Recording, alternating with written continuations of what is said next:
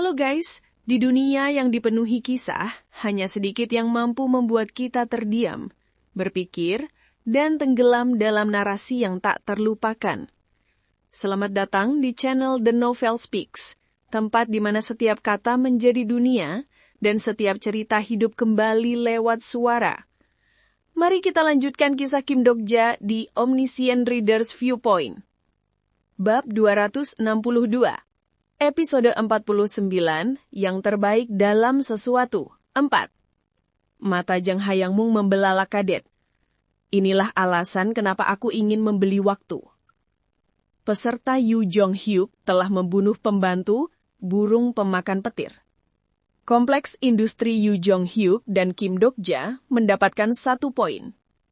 Yu Jong-hyuk jatuh dari udara sementara para konstelasi yang terkejut menatapnya. Konstelasi mencungkil matanya sendiri berteriak karena terkejut. Konstelasi Jenderal Vanara menunjukkan permusuhan terhadap Yu Jong-hyuk. Banyak konstelasi terkesima oleh gerakan Yu Jong-hyuk. Yu Jong-hyuk sama sekali tidak panik meski diserang. Gerakannya menunjukkan bahwa ia telah memahami seluruh medan tempat ini. Saat Raja Oedipus yang marah mengayunkan tongkatnya, Yu Jong-hyuk sudah menghilang. Kemana dia pergi? Temukan dia ada di sekitar sini. Para konstelasi mencari, tapi mereka tak bisa menemukan di mana Yu Jong-hyuk bersembunyi. Aku bersembunyi di balik pohon bersama Jang Hayangmung, mengamati semuanya. Salah satu atribut Yu Jong-hyuk adalah pro-gamer. Ia memiliki keunggulan luar biasa dalam beradaptasi pada semua jenis permainan. Karena permainan ini masih tahap awal dan statistik terbatas, maka babak pertama ini adalah panggung terbaik bagi kami. Lawan kami mungkin konstelasi, tapi melawan Yu Jong-hyuk yang sekarang bukan hal mudah. Dia di sana. Jenderal Vanara mengeluarkan bilah bintang dari mulutnya ke arah semak-semak, memotong tanah di sekitarnya. Tapi Yu Jong-hyuk tidak ada di sana. Saat Jenderal Vanara bingung dan mundur, kilatan cahaya muncul dari tanah di bawahnya. Sudah terlambat untuk menghindar. Peserta Yu Jong-hyuk telah membunuh pembantu Jenderal Vanara. Kompleks industri Yu Jong-hyuk dan Kim Dokja mendapatkan 2 poin. Peserta Yu Jong-hyuk mulai menumpahkan darah di medan perang. Jang Hayangmung menunjuk ke arah Yu Jong-hyuk dan bergetar. Apa ini? Monster? Hampir sama. Dia adalah pro-gamer terbaik di Korea Selatan. Aku berbicara tentang latar belakang dari Ways of Survival. Di jauhan, tubuh Jenderal Vanara terbelah 2 dan lenyap, meski tidak benar-benar mati karena aturan permainan, tapi kerusakan mentalnya pasti besar. Konstelasi tahanan Hikat Bandai Emas merasa puas. Konstelasi tahanan Hikat Bandai Emas mensponsori 20.000 koin kepada inkarnasi Yu Jong-hyuk. Nama asli Jenderal Vanara adalah Hanuman, pahlawan monyet dari mitologi India. Karena sama-sama berwujud monyet, kedua konstelasi itu memang tidak akur. Sepertinya benar. Sial, kejar dia. Yu Jong-hyuk membunuh 2 orang dan bersembunyi di jurang berbatu. Tapi satu musuh baru muncul. Konstelasi pendiri umat manusia ingin memberi contoh kepada keturunannya yang sombong. Konstelasi ini adalah Manu, manusia pertama dari kitab Veda. Aku hampir lupa bahwa dia berpihak pada kompleks industri Meledon. Mungkin kita harus bantu dia. Manu adalah konstelasi tingkat naratif, dan meski tingkatnya rendah di antara para naratif, tetap saja ini sangat merugikan bagi Yu Jong-hyuk. Ia sudah banyak menghabiskan tenaga dan sihir setelah membunuh 2 konstelasi. Peserta Yu Jong-hyuk mengaktifkan berkat golem penjaga. Yu Jong-hyuk berdiri di dataran tinggi berbatu dan membidik dengan busur raksasa. Relik bentang, busur kuat Robin Hood memaksimalkan akurasi pengguna. Kapan dia mendapatkannya? Itu hanya bisa diperoleh di area skenario ke-15, Lugratia. Panah tak berwujud itu menembus tubuh Raja Oedipus. Keunggulan Yu Jong-hyuk bukan hanya pedang. Ia bisa menggunakan semua jenis penggawai berkat keahlian penguasaan senjata, weapon mastery. Kau bukannya petarung jarak dekat. Posisi Yu Jong-hyuk juga adalah all-rounder. Selama permainan ini berlangsung, Yu Jong-hyuk tak akan menerima penalti untuk jenis senjata apapun. Aku akan membunuhmu, bangsat ini. Raja Oedipus berteriak marah saat tubuhnya berlubang. Kita harus bantu dia, seru Jang Hayangmung. Tunggu dulu. Jika kita bergerak gegabah, kita hanya akan menghalangi Yu Jong-hyuk. Begitu aku mengaktifkan Omniscient Reader's Viewpoint, strategi Yu Jong-hyuk mengalir di kepalaku seperti trailer film. Jang Hayangmung mengkerutkan kening pada senyumku. Ai, kenapa kamu senyum seperti itu?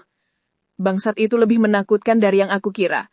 Yu Jong-hyuk tak menyia-nyiakan sedetik pun sejak datang ke sini. Buktinya adalah berkat golem penjaga yang terpasang di tubuhnya.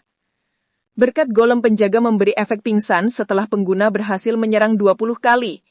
Kini jarak antara Yu Jong-hyuk dan Oedipus hanya sekitar 10 meter. Bangsat ini! Tubuh Oedipus mulai mengeras dari pergelangan kaki hingga akhirnya meruntuh seperti patung batu. Pembantu mencungkil matanya sendiri telah pingsan. Durasi pingsan hanya 3 detik, cukup untuk Yu Jong-hyuk. Peserta Yu Jong-hyuk telah membunuh pembantu, mencungkil matanya sendiri. Nama peserta Yu Jong-hyuk tersebar di seluruh medan perang. Kompleks industri Yu Jong-hyuk dan Kim Dok-ja mendapatkan 3 poin. 3. Aku sungguh mengaguminya. Penampilan Raja Oedipus yang makarit itu terasa tidak nyata. Sulit dipercaya bahwa ia adalah konstelasi yang dulu mengancamku di pesta konstelasi. Kurang ajar, tapi pertarungan belum selesai. Sebelum Yu Jong-hyuk bisa bernafas, pendiri umat manusia menyerang maju. Kini Yu Jong-hyuk kekurangan tenaga dan sihir. Tombak batu primordial milik Manu menembus celah dalam pertahanan Yu Jong-hyuk. Meski tampak seperti senjata batu, tapi kekuatannya besar. Tapi Yu Jong-hyuk juga tak kalah tangguh. Ia memutar tubuhnya dengan lentur dan menebas hampir bersamaan. Tombak dan pedang mereka bertabrakan menimbulkan suara nyaring. Aura kuning khas transenden menyeliputi pedang Deman Hyuk Yu Jong-hyuk melawan aura biru dari tombak Manu. Ilmu bela diri ini, peninggalan cacing tapi tampaknya masih berguna. Karena kekuatan peserta dibatasi hanya 10%, Manu tampak sulit menakar kekuatannya. Mereka bertukar puluhan serangan dalam sekejap dan Manu malah tertawa senang. Menarik, aku belum bertarung lebih dari 10 kali sejak menjadi konstelasi.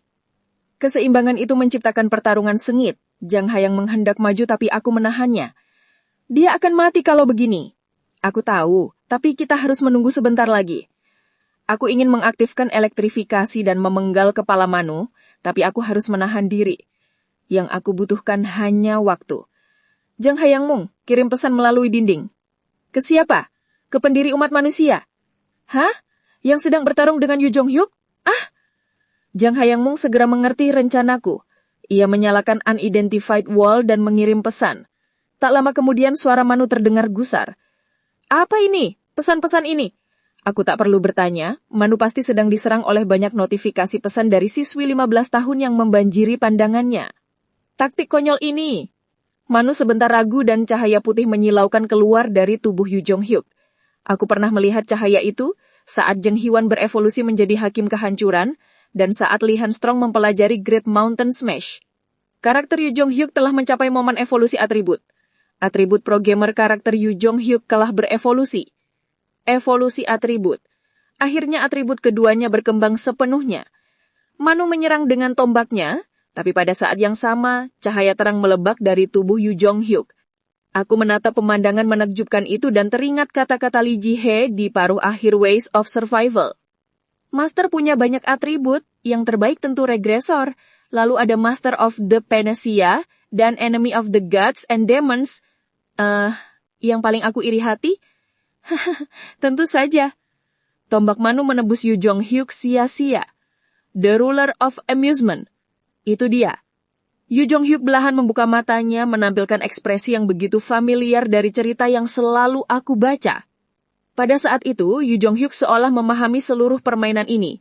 Mungkin di matanya semua serangan Manu terlihat seperti kumpulan angka 0 dan 1.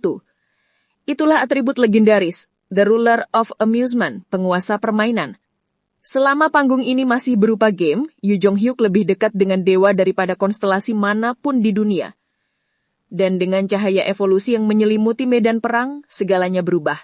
Yu Jong-hyuk, sang regresor, kini melampaui batas manusia biasa, menjadi penguasa sejati atas permainan para dewa.